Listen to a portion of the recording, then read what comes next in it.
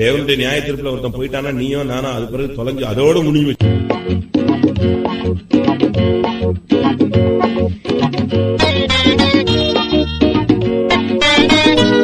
பிள்ளைகளை அடக்காமல் போன பாவம்.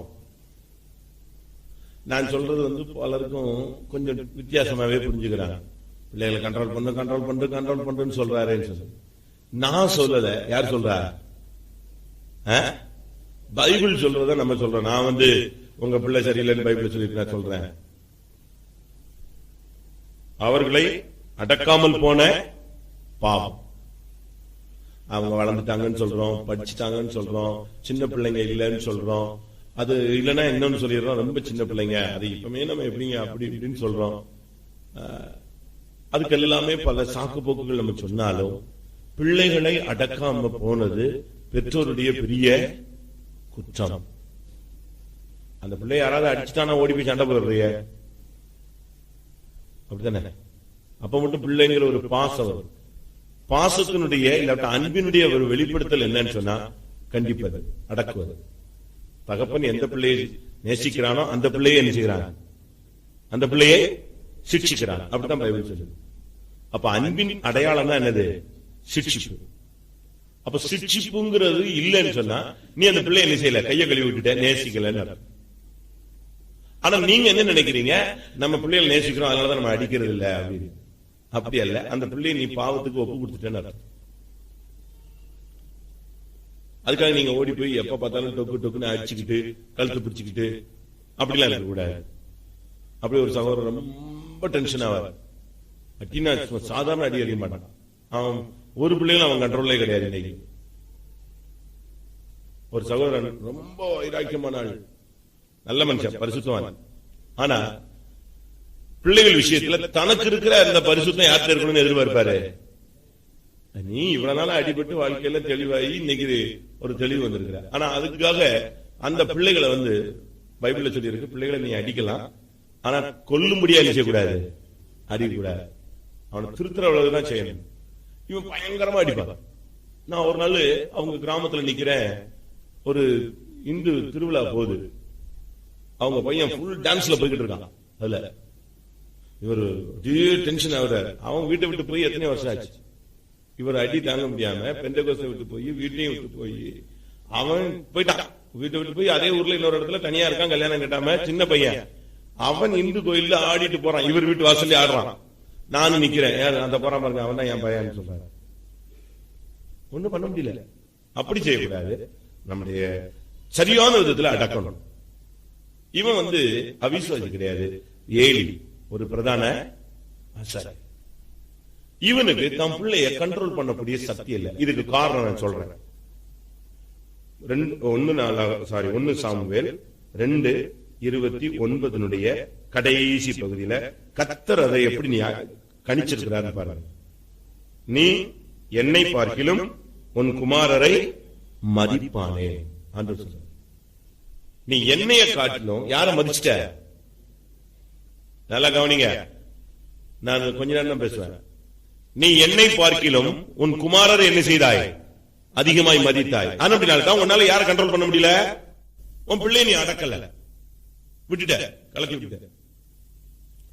அதனால்தான் பைபிள்ல சொல்லுது, என்னை காட்டிலும் மற்ற எதையும் அதிகமாய் ஒருவன் நேசித்தால் அவன் எனக்கு பாத்திரன் அல்ல. இது புதிய ஏற்பாட்டுல. ஆனா பழைய ஏற்பாட்டிலே சொல்றாரு, நீ என்ன காட்டிலும் உன் குமாரனை ரொம்ப மதிச்சிட்ட.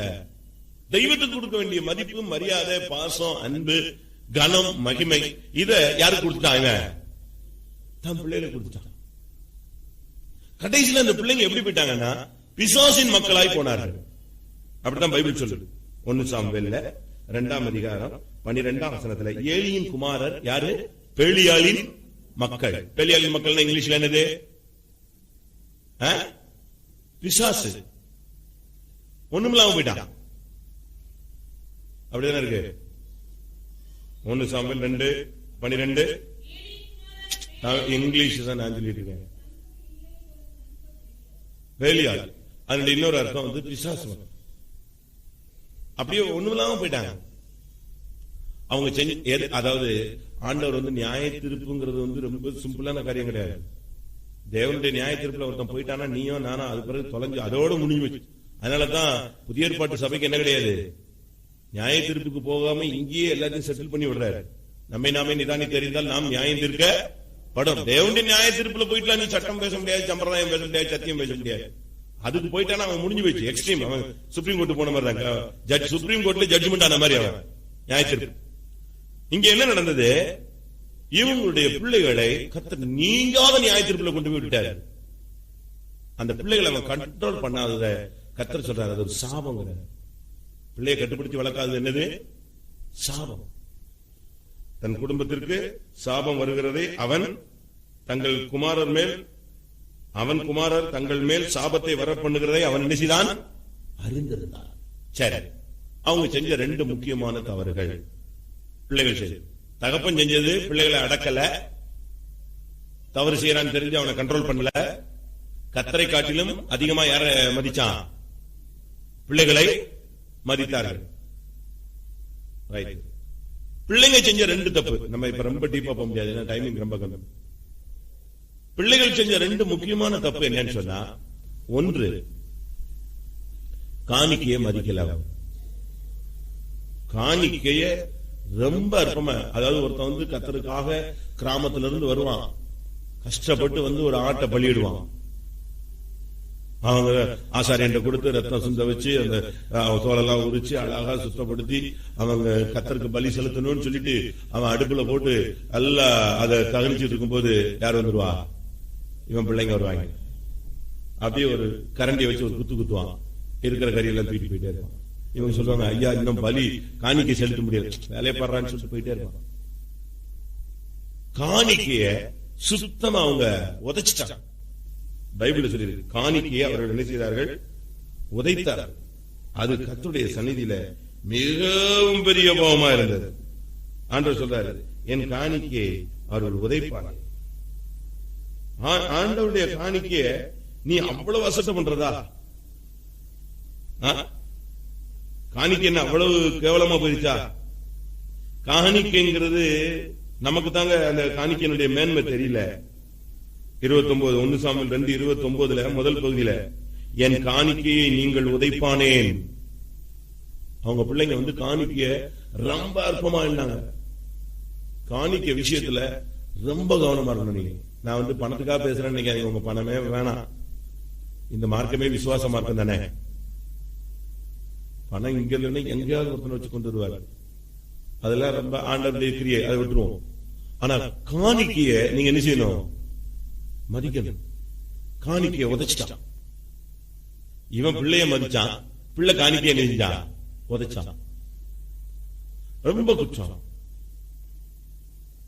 காணிக்கைய அங்கீகரிச்சாதான் உன்னை அங்கீகரிச்ச மாதிரி, உன்னை அங்கீகரிச்சா காணிக்கைய தேவன் அங்கீகரிச்ச மாதிரி. அதனால நம்ம சிபிஎம்ல வந்து காணிக்கைக்கு ரொம்ப நம்ம முக்கியத்துவம் கொடுக்கிறோம். தசமபாகம்ங்கிறது மற்ற சபைகள் அதிகமா என்ன செய்யுது கிடையாது. இப்ப சிஎஸ்ல பெரிய பெரிய சர்ச்சை கட்டி வச்சிருக்கான், எல்லாரும் தசமபாகம் கொடுக்குறான். 15 ரூபா கொடுக்கறதுக்கு 3 மணி நேரம் யோசிப்பாங்க. பெரிய பணக்காரன் யாராவது வந்து நான் இதை கட்டித்தாரமா கட்டிக்குவாங்க. இல்லன்னா வீடு வீடா போய் காணிக்க கூடு, காணிக்க கூடு, சந்தா கூடு, சந்தா கூடு, சந்தா கூடு, ரோட ரோடா அலைஞ்சு கோழி குட்டியார் போய் வாங்கிட்டு வருவாரு. அப்படிலாம் நம்ம இதுல கிடையாது. நம்ம காணிக்கைங்கிறத தசமபாகங்கிறத ரொம்ப கனம் பண்றோம், ரொம்ப ரெஸ்பெக்ட் பண்றோம், ரொம்ப கனம் பண்றோம். அதனால காணிக்கை விஷயத்துல நம்ம அதை உதைச்சிடக்கூடாது. அது மனப்பூர்வம் இல்லைன்னா பிரயோஜனம் இல்லை. இவங்க பிள்ளைங்க ரொம்ப அசால்ட் பண்ணாங்க. இருக்கிறது வைத்தோம்ல, பண்றதெல்லாம் பயங்கர சார். ரெண்டாவது, அங்க வர்ற பெண்கள்டே பழகுறது, அங்க வர்ற ஆண்கள்டே பழகுறது, அது வந்து பெரிய குற்றம். நம்ம சபை வந்து சபை கூடுதல் நம்ம வச்சிருக்கிறது காரணமே எல்லாரும் ஒரே குடும்பம் மாதிரி இருக்குதுதான். இங்க வந்துட்டு இங்க உள்ள பொண்ணுங்களை பார்த்து கட்டுறது, இங்க உள்ள பையங்களை பார்த்து கட்டுறது, நான் எனக்கு அவளை பிடிச்சிருக்கு, அவ வீட்டுக்கு போனேன், ஆன்டி வீட்டுக்கு போனேன், அக்கா வீட்டுக்கு போனேன், இது எல்லாமே ஏழியின் பிள்ளைகளுடைய ஆவி. அதனாலதான் சர்ச்சில் நம்ம வந்து இந்த தவறான விவாகங்களை என்ன செய்யறது இல்ல, அனுமதிக்கிறது இல்ல. உங்களுக்கு புரிஞ்சிருக்குன்னு நினைக்கிறேன். இப்ப டீப்பா போக நான் விருப்பப்படுறேன். இவன் அங்க சர்ச்சில் வர்ற பிள்ளைகளிடையே பழகுனான், அவங்க பிள்ளைங்களாம். அதனாலதான் சர்ச்சில் நம்ம என்ன சொல்றோம், இந்த மேரேஜுகள் இப்படிப்பட்ட சம்பவங்கள் அனுமதிக்கப்படாது, அனுமதிக்க கூடாது. வெளியும் நீ அந்த தவறு செய்யக்கூடாது, சபைக்குள்ள அதிகமாக நிச்சயமா நிச்சயக்கூடாது. அதை செய்ய கூடாது. அப்படி நம்ம சபையில நடந்த சம்பவங்கள் எல்லாம் பாருங்க, சபை தீட்டுப்படும், சபை வளர்ச்சி அடையாது, அநேக குடும்பங்கள் கலக்கம் உண்டாகும், அநேக குடும்பங்கள் பின்மாறி போயிடும். எத்தனையோ குடும்பங்கள், ஒன்று ரெண்டு அல்ல, அநேக குடும்பங்கள் செதைஞ்சு நொறுங்கி பின்மாறி போய் ஒரு பையனும் ஒரு பொண்ணும் செய்யற தவறுகள். இங்க கோயில வந்துகிட்டு இங்க உட்கார்ந்து நின்று பேசுறது, ரோட்ல நின்று பேசுறது, இங்க ஒரு வழியில் நின்று பேசுறது, இதெல்லாமே தெய்வீகத்துக்கு புறம்பானது. இதுக்கு எல்லாத்துக்கும் என்ன உண்டு? என்ன நியாயத்திருப்பே? நீங்காத நியாயத்திருப்பு. இது நீங்க உங்க பிள்ளை நீ அடக்கல, என்ன தமிழ்ல சொல்லுவான், வீட்டுல அடங்கலன்னா அது எங்க அடங்கும்? எங்க அடங்கும்? ஊர்ல அடங்கும். நீ நியாயம் திருத்து, நீ சரியா அடக்கலன்னா கர்த்தர் நியாய திருப்புன்னு ஒண்ணு வச்சு என்ன செய்வாரு? அடக்குவாரு. அதை தங்குவீங்களா? பேரண்ட்ஸ் ஏத்துக்குவீங்களா? பிள்ளைங்க ஏத்துக்குவீங்களா? அதனால இந்த விஷயத்துல ரொம்ப கவனமா இருக்கணும். அவன் குமாரரை அதிகமாய் மதித்தான், தன் பிள்ளைகளை அவன் அடக்கவில்லை. இவங்க காணிக்க துச்சம் மதிச்சாங்க, வர்றவங்கள்ட்ட மாம்சீகமான பழக்கம் வச்சுக்கிட்டாங்க. அது ரெண்டுமே மாபெரும் குற்றம். பிள்ளைகளை உன்னால அடக்க முடியலையா? திருப்பி பிள்ளைய நீங்க வச்சிருக்கீங்க. அவர்கள் செய்த பாவங்கள் கர்த்தருடைய சந்நிதியில மிகவும் பெரியதா இருந்ததுன்னு 1 சாமுவேல் 2:17 வாசிக்கிறோம். அதனால காணிக்கை செலுத்த வந்தவங்க எல்லாம் காணிக்க போயா, நம்ம போய் காணிக்கை செலுத்த போனா அந்த ஆளு ஒன்னும் கண்டுக்கிறதே இல்லை, ஒண்ணுமே மதிக்கிறது இல்லை. அவன் பிள்ளைங்க எல்லாம் வந்து அடுத்து போயிட்டே இருக்காங்க. காணிக்கைகளை ஜனங்கள் வெறுத்தார்கள். காணிக்கையை நான் சொல்றேன், திரும்பவும் சொல்றேன், நீங்க 10 பைசா காணிக்கை கொடுத்தாலும் மனப்பூர்வம் இல்லைன்னா அன்னைக்கு கொடுக்காதீங்க. இன்னைக்கு ஒரு காணிக்கை கொடுக்க போறீங்க அப்படின்னா மனப்பூர்வம் இல்ல, அதுல ஒரு மனம் இல்ல, அதுல உங்களுக்கு திருப்தி இல்லைன்னா அந்த காணிக்கை நீங்க என்ன செய்யாதீங்க, அன்னைக்கு கொடுக்காத, போயிடு. உனக்கு எப்ப ஆவியான தெளிவா எவ்வளவு கொடுக்குறாரோ அப்ப நீ வா, ஒப்புற வாங்கிட்டு கொடுங்க காணிக்கை. ஊர்ல எல்லாம் சண்டை வச்சுட்டு நீ காணிக்கை கொடுப்ப, நானும் வாங்கிக்குவேன், ஆனா நான் அங்கீகரிப்பேன். ஆனா இன்னொரு ஆசாரியர் இருக்காரு, அவர் என்ன செய்ய மாட்டாரு, அங்கீகரிக்க மாட்டார். அது சத்தியம். சில நேரத்தில் நாங்கெல்லாம் போயிட்டு நானும் ரொம்ப பார்த்திருக்கேன். சில நேரத்தில் பணம் நல்லா வரும், புஷ்ன்னு போயிடும், 10 நிமிஷத்துல போயிடும். அது வந்து பைத்தமுக்கு செலவழிஞ்சிருக்காது, ஒரு நல்லவனுக்கு நல்ல காரியத்துக்கு உபயோகிக்காது, சிம்பிளா வேஸ்டா போயிடும். நான் அப்பெல்லாம் ரொம்ப யோசிப்பேன், என்ன இந்த காணிக்கை இப்பதானே வந்துச்சு, அதுக்குள்ள காணிக்கை இவ்வளவு ஃபாஸ்ட்ல இத்தனை ரூபாய் வேஸ்டா போயிடுச்சே, எப்படி இப்படி திடீர்னு தேவன் அனுபவிச்சிட்டாரு. அப்ப தேவன் அந்த காணிக்கை என்ன செய்யல, சர்ச்சில் வைக்கிறதுக்கு அனுமதிக்கல, அங்கீகரிக்கல, தூக்கிட்டாரு, போயிடுச்சு வேற சைடுல, ஒரு வெடிப்பான தொட்டி போல போயிடுச்சு. அதனால எப்ப நான் காணிக்கைங்கிறத நீங்க மதிக்கணும், காணிக்கையை உதைச்சிடக்கூடாது. பாருங்க, கடைசியில் ஒரு பெரிய என்றென்றும் நீங்க ஆத நியாயத்துக்கு